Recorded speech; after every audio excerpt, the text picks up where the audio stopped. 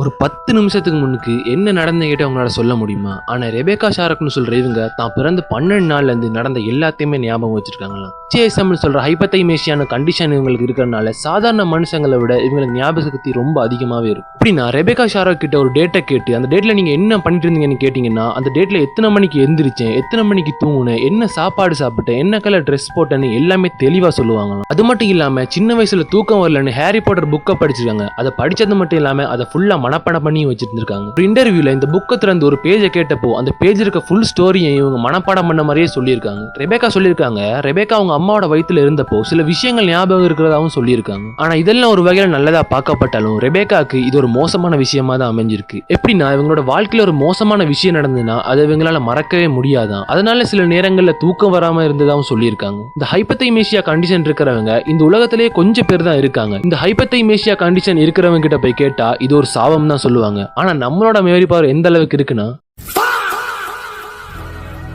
மறக்காம ஃபாலோ பண்ணிக்கோங்க.